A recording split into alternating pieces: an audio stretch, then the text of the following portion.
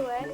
Baiklah, perkenalkan nama saya Jessica Madatila dengan NIM 2026052, Prodi Informasi Perpustakaan dan Kearifan Universitas Negeri Padang. Baiklah, pada kesempatan ini saya akan menyampaikan materi kebijakan pengembangan koleksi pada pertemuan kelima. Oke, kita masuk kepada pembahasan yang pertama, yaitu konsep dasar kebijakan.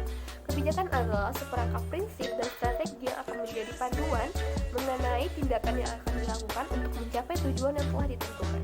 Kebijakan ini bisa dikembangkan dalam level organisasi atau institusi, atau juga dalam tingkat regional, nasional, dan internasional. Menurut Stuart Moran, kebijakan berasal dari sebuah keputusan awal dan menjadi pernyataan umum, saluran berpikir dalam pengambilan keputusan di masa depan. Kebijakan merupakan panduan dalam bertindak, terutama dalam kegiatan sehari-hari dengan maksud untuk menciptakan keseragaman dalam mengelola sebuah organisasi. Kebijakan berfungsi untuk memastikan bahwa keputusan yang diambil sesuai dengan filosofi dan tujuan organisasi. Kebijakan dalam sebuah organisasi dapat digunakan untuk, yang pertama, yaitu menangani masalah yang ada di dalam organisasi. Yang kedua, sebagai panduan setiap orang dalam pembuatan keputusan. Yang ketiga, memastikan konsisten dalam pencapaian tujuan organisasi. Yang keempat, menjadi panduan dalam menangani masalah-masalah aktual. Yang kelima, menjelaskan nilai-nilai dan tujuan organisasi. Yang keenam, membuat komitmen dengan tujuan organisasi. Yang ketujuh, memenuhi hak-hak staf. Definisi kebijakan pengembangan koleksi. Kebijakan pengembangan koleksi adalah suatu ketentuan yang membawa prinsip untuk mengarahkan cara pengembangan koleksi perpustakaan yang telah disetujui oleh pihak yang bertanggung jawab atas upaya penambahan dan perluasan koleksi di suatu perpustakaan, mencakup segala aktivitas yang berkaitan dengan perencanaan, pendanaan, pemilihan, dan pengadaan bahan pustaka. Kebijakan pengembangan koleksi merupakan kerangka kerja dan sekumpulan parameter yang dijadikan sebagai acuan kerja oleh staf perpustakaan dan menilai pelayanan pada pengguna perpustakaan.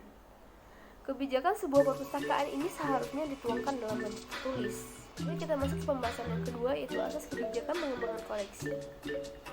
Yang pertama yaitu kerelevanan.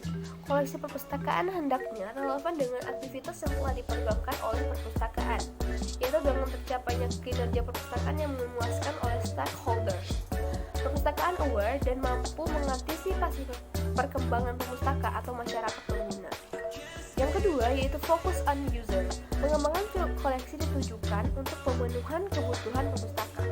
Tiap jenis perpustakaan mempunyai karakter perpustaka yang berbeda-beda, berbeda pola kebutuhan informasinya. Yang ketiga yaitu perpustakaan mampu membaca kebutuhan berbagai kelompok pustaka dalam populasi yang dilayani. Yang ketiga, kelengkapan.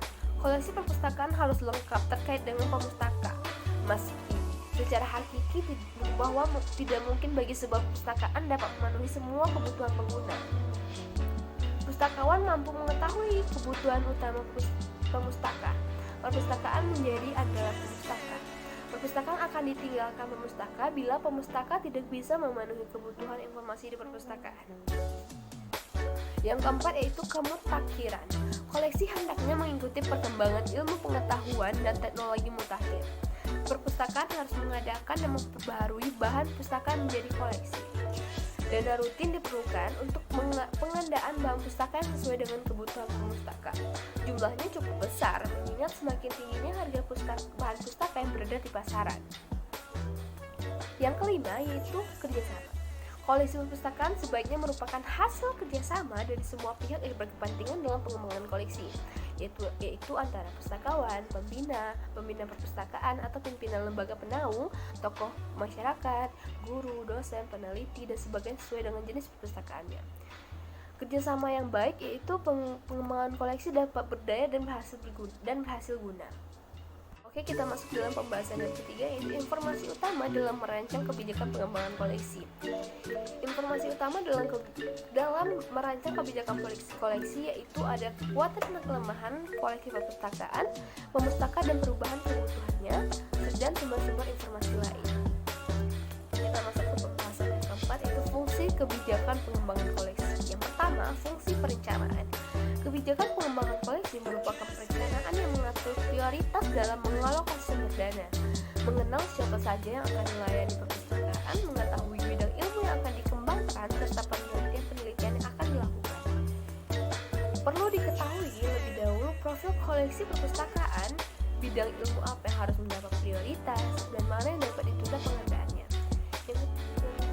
Untuk itu, perpustakaan harus dapat menentukan skala prioritas pengerjaannya. Yang kedua yaitu fungsi komunikasi internal. Proses pembuatan kebijakan pengembangan koleksi memerlukan komunikasi dengan stakeholders dan diharapkan berlangsung secara kontinu. Kebijakan pengembangan koleksi akan memberitahu pada stakeholders apa cakupan koleksi perpustakaan, ciri koleksi yang telah ada, dan rencana pada pengembangan selanjutnya. Apabila perpustakaan tidak dapat mengembangkan semua bidang ilmu yang dicakup secara merata, harus dibuat pernyataan sebagai penjelasan kemudian disebarluaskan. Kebijakan pengembangan koleksi dapat dijadikan sebagai dokumen pegangan dalam berkomunikasi dengan pihak-pihak internal. Dengan adanya kebijakan perkembangan perpustakaan bekerja lebih terarah dengan sasaran jelas dan dana dimanfaatkan dengan lebih bijaksana. Yang ketiga, fungsi komunikasi eksternal. Perpustakaan perlu berkomunikasi dengan perpustakaan lainnya tentang rencana pengembangan koleksinya, termasuk bidang ilmu yang dikembangkan. Sebagai upaya peningkatan kerjasama antar perpustakaan untuk menghindari pemilikan koleksi yang sama, juga memungkinkan pengguna perpustakaan harus mendapatkan informasi bahan pustaka yang lebih luas. Baiklah, kita masuk pada pembahasan yang keenam, yaitu manfaat dan fungsi kebijakan pengembangan koleksi. Menurut Gorman dan House 1991, yang pertama yaitu staf perpustakaan mengetahui dan berkomitmen dengan tujuan perpustakaan, membantu pustakawan mengidentifikasi kebijakan pustaka, baik itu jangka pendek atau jangka panjang, dan untuk membantu penyusunan skala prioritas alokasi dana. Yang kedua, membantu memastikan bahwa perpustakaan berkomitmen untuk melayani semua stakeholders, baik saat ini maupun untuk masa yang akan datang. Yang ketiga, membantu membuat standar dalam melakukan penyeleksian dan penyiangan koleksi. Yang keempat, menginformasi pengguna, staf, dan perpustakaan lainnya mengenai cakupan koleksi yang ada dan memfasilitasi koordinasi dalam melakukan pengembangan koleksi antar institusi. Yang kelima, yaitu membantu meminimalisir kesalahan dan ketidaksinambungan dalam proses seleksi. Yang keenam, sebagai alat bantu untuk melatih staf baru. Yang ketujuh, membantu menjamin keberlangsungan koleksi secara berkelanjutan antara satu staf dengan staf lainnya. Yang kedelapan, membantu dalam melakukan evaluasi pribadi staf itu sendiri dan evaluasi yang dilakukan oleh pihak luar. Yang kesembilan, memperlihatkan bahwa perpustakaan benar-benar berjalan. Yang kesepuluh, menyediakan informasi untuk digunakan dalam penyusunan anggaran perpustakaan. Yang ke-11, membantu melakukan efisiensi dalam pembuatan keputusan sehari-hari yang akan membantu staf-staf perpustakaan baru. Ke-12, sebagai sarana untuk menangani ketidakpuasan baik dari staf perpustakaan ataupun staf pengguna ataupun pengguna perpustakaan. Baiklah, kita masuk pada pembahasan yang ke-7, yaitu isi kebijakan pengembangan koleksi. Isi kebijakan pengembangan koleksi diawali dengan penjelasan singkat tentang misi perpustakaan dan sasaran yang ingin dicapai. Deskripsi masyarakat yang dilayani dilanjutkan dengan ketentuan yang pertama, yaitu penjelasan mengenai siapa yang akan bertanggung jawab atas pengelolaan perpustakaan dan siapa yang akan diberi wewenang untuk seleksi.